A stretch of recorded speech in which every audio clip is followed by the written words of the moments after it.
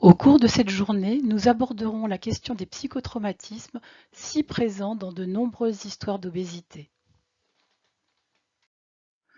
Les actualités récentes dénoncent les violences, les abus et nous sensibilisent aux liens qui existent avec certains troubles du comportement alimentaire, installant une histoire d'obésité résistante aux traitements proposés. Il s'agit alors de découvrir les stratégies de défense mises en place pour aider la patiente ou le patient à ne plus revivre ces moments extrêmes qui n'ont pas pu être métabolisés psychiquement.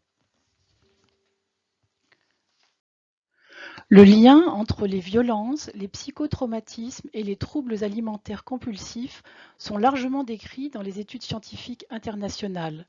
Il s'agit de la relation entre ces traumatismes et les différents troubles du comportement alimentaire, en sachant que les abus sexuels induisent plus fréquemment l'hyperphagie boulimique.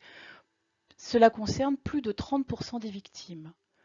L'augmentation de l'obésité des femmes et des enfants ayant subi des violences est largement décrite. Il en est de même pour les expériences négatives de l'enfance, les violences subies dans l'enfance, mais également tout au long de la vie. Le traumatisme psychique, par son intensité, court-circuite les possibilités de réponse émotionnelle.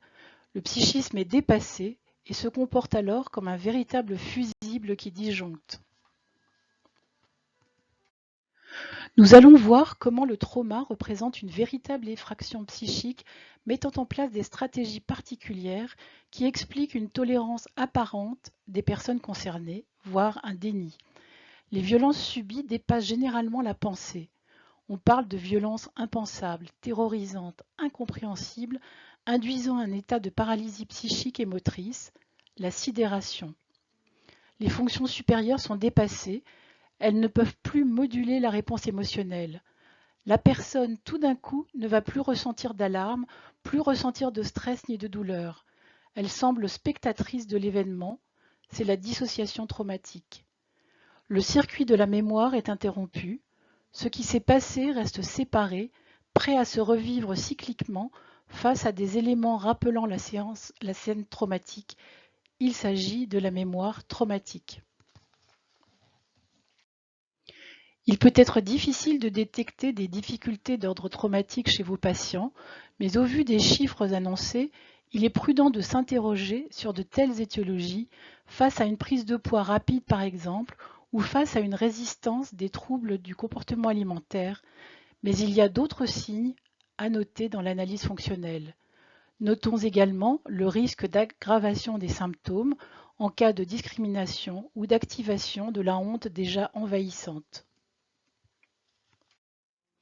Nous ne manquerons pas de partager vos expériences cliniques et vos difficultés à prendre en charge des patients ayant des histoires de vie lourdes et compliquées. Une journée d'approfondissement permet des échanges cliniques riches d'enseignements pour votre pratique. Je vous souhaite de vous sentir plus à l'aise face à ces questions malheureusement fréquentes chez nos patients en difficulté avec leur poids.